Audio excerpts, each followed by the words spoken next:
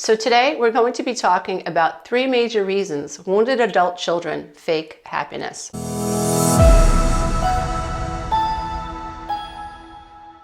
When we're talking about adult children, we're talking about adults who feel like children.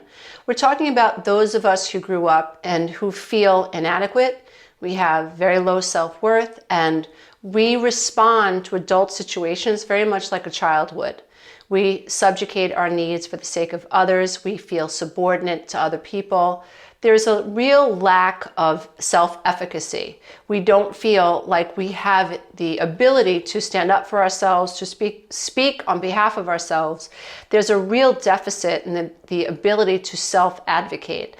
And adult children come from all walks of life. And it doesn't matter if you come from Zimbabwe or New Zealand or Australia or Queens, New York, where I was born and raised. It doesn't matter.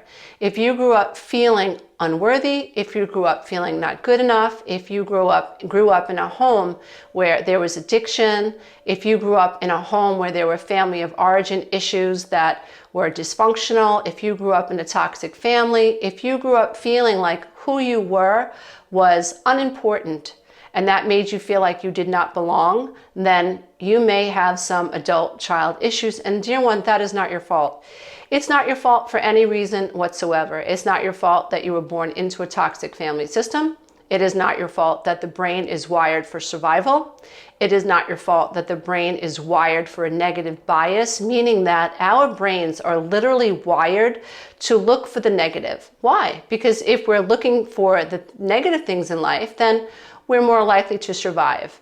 If we walk around just looking for pink unicorns all our life and thinking everybody's wonderful, then the chances are that we will be naive, we will be gullible, and we could suffer major consequences from not being able to see the holes in the wall. And so in terms of survival and human beings being able to survive through hundreds of thousands of years, we understand that it is beneficial to be able to see the negative, but it is just as important for us to be able to see the positive. However, when you have childhood adverse situations that have happened in your life, you've experienced adverse experiences in your life as a child, then we have to deal with that as adults. It is not our fault that there are neurological consequences, there are psychological consequences. In other words, epigenetics applies to a cell in a petri dish as much as it does to us being born into a particular family system. Is it the cell, meaning you or me, or this little tiny infant that was born, or is it the culture medium that changes us, right? Is it nature or is it nurture? In my opinion, based on my research and based on my own life, who you were born to matters. And that really helps us deal with shame, because when you realize that Johnny, who's come from a wonderful family, who gave him the attention that he needed and that is required for healthy development of a child, and you look at yourself in your own life and you think, wow, look how far Johnny has gone with his life. We were born in the same neighborhood. Our parents had the same jobs, but why is it that Johnny isn't afraid of failure? Or why is it then that when Johnny makes a mistake, he recovers really quickly? Why is it that Johnny's able to have fulfilling relationships? Why is it that Johnny sees the world as, in terms of the glass being half full versus half empty? Why is it that Johnny isn't afraid to put himself out there and I can't seem to manifest a healthy relationship? And I am never really happy at the jobs that I have. I always feel like something's missing. I always beat myself up. Why is that? Well, if you look at Johnny's relationships with his parents and the type of family that he was born into, chances are it's a lot different than yours. It's not your fault. And so when we're talking about why is it that so many adult children fake it, they fake happiness, I really wanted to create this session so that people who are faking happiness, A, wake the hell up and you realize that you are faking happiness. I mean, if you're anything like me as a recovering codependent, I didn't even know that I was faking happiness. I had no clue. I was living so far below the veil of consciousness. I was so full of automation patterns, which are programming patterns. I had so many limiting beliefs. I mean, neurologically, I was a complete mess, and I didn't even know it. I was wired to survive. I was not wired to enjoy my life. And that was really an epiphany. But even having that epiphany, like that aha moment, I had no idea where to go from there. And that happens a lot. So we realize that our lives have been troubling since we're children. We realize that we have CPTSD. We realize that we carry shame. We realize that we're codependent. We realize that there's something that we're doing that is causing us to have these consistent experiences over and over. And we might even know, oh, my mom was an alcoholic, or my dad was an alcoholic, or my grandmother was an alcoholic. I'm the grandchild of an alcoholic. I know this, but I don't know what to do from there.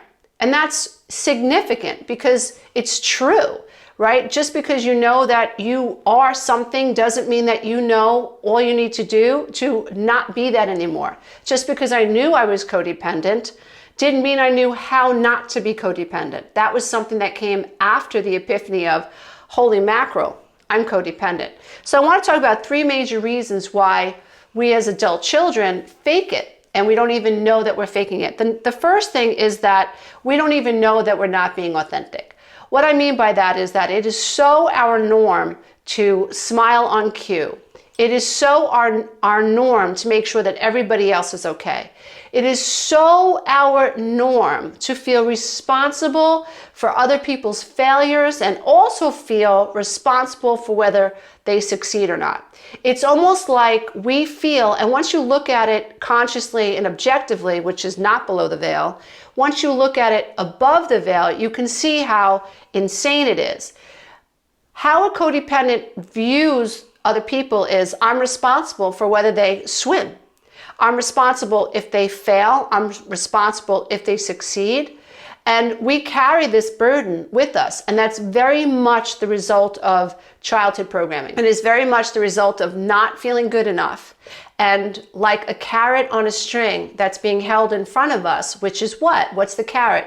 Our mother's attention, our father's validation, seeking approval, love, being held, being hugged, being touched in a healthy way. I remember craving my mother just brushing my hair without yanking on it. I remember craving wanting her to give me a hug in a healthy way because everything was so abrasive when she did touch me. And that is something that I can still tap into today. I can still remember what it feels like to be aware that mom was rough and to be aware at the same time that I wish that she'd just put her arms around me and tell me that it's okay. Every child should feel like they can crawl up into their mother or father's lap, or at least an adult in their life, someone that is safe, someone that is healthy, someone that is going to protect them, make them feel safe. And when you don't have that one person in your life, then you develop all sorts of survival skills to help compensate for that fear level that you have because you feel so distrusting of other people. But when this is your norm, you don't know that you're faking it. You're not even aware that you're not being authentic. You don't even know. You have been forced, as Gabor Mate says, to look for attachment over authenticity. You betcha, psychologically, and that's not our fault. As children, we will seek attachment over being authentic. Why? Because being authentic meant pain. If I told my mom that I felt a certain way, I was mocked. If I asked for an extra potato, I was called a pig. If I wanted a pair of socks that were different than the socks that were in my drawer, I was called selfish. So having a want and expressing that want takes a lot of courage when you have been conditioned mentally and emotionally to associate a negative outcome with daring to ask. And that's why so many adult children don't ask. We are so afraid of being seen as a burden, we just stop asking. But we don't know, this is the key, we don't know that we're not asking anymore. We don't know that we're in an automation program, that we're living below the veil of consciousness, and that we have been conditioned to be inauthentic out of survival. We don't know it. So the main reason, or the number one reason that we fake our happiness is because we don't even know we're doing it. We don't know that we're not being authentic. In order to be authentic, we have to forego the need to please other people, which means that we have to look our abandonment trauma in the face, and we have to choose the self, which is terrifying because it literally, we're staring into the mouth of the fire-breathing dragon, which is abandonment. And it is absolutely liberating to get on the other side of that, although it's not very easy, but there are things that you can do to get to the other side of it. You can't take a pill on Monday and wake up on Tuesday a non-codependent. This takes a lot of inner work. The good news is that the work works if you're willing to do the work. The second reason that so many of us are inauthentic or we're faking our happiness is because this is all happening at the subconscious level.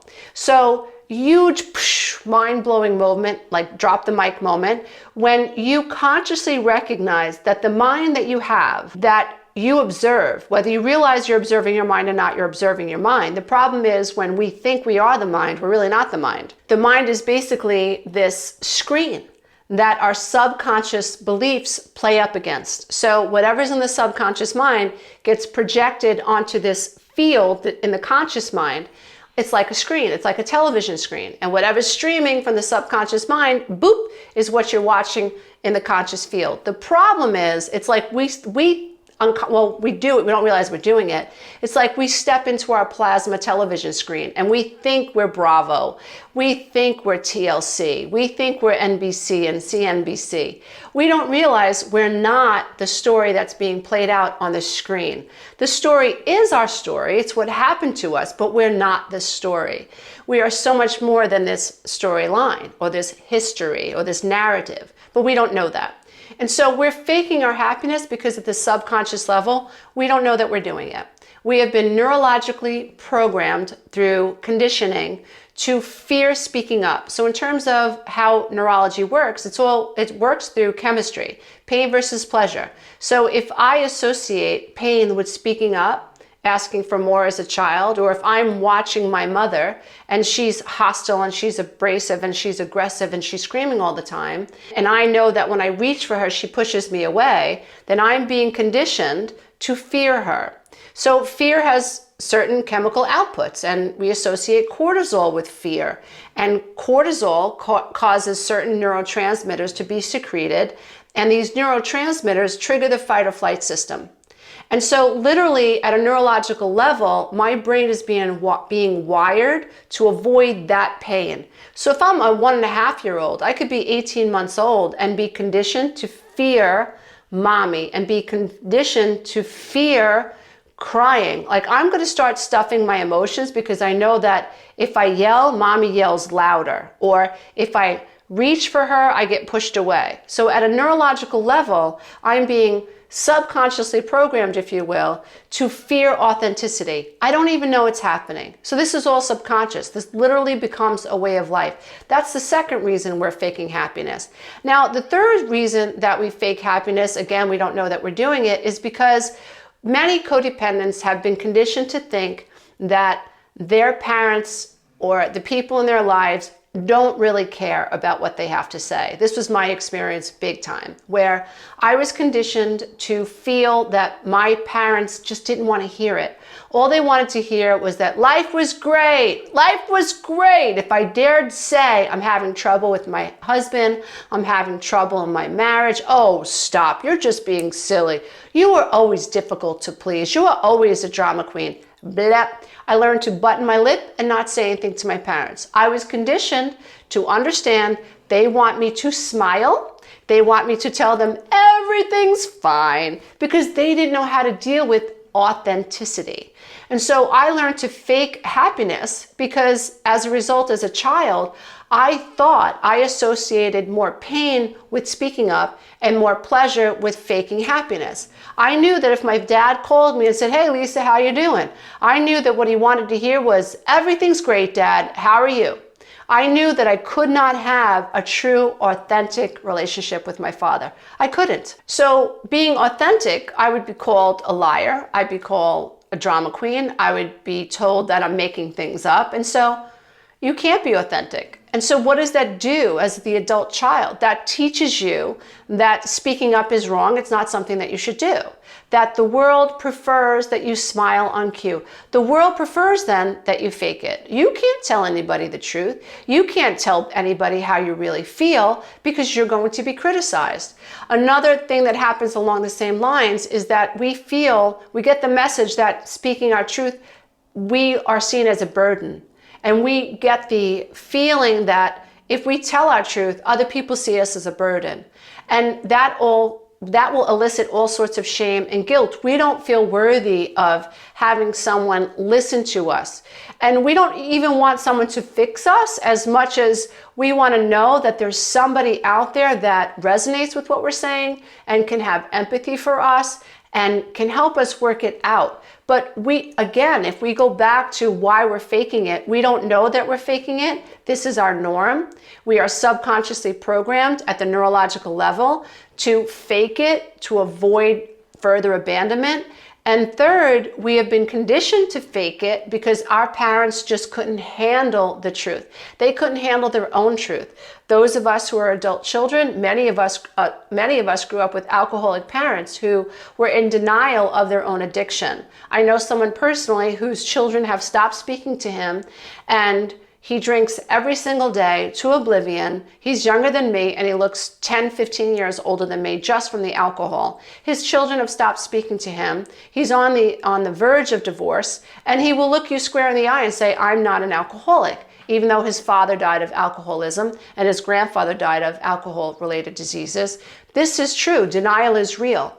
And so here is a man who's faking it, right? Living his life in complete denial, which is a fake. What's authentic? Authentic is, my God, I'm in pain because my children don't want to talk to me anymore.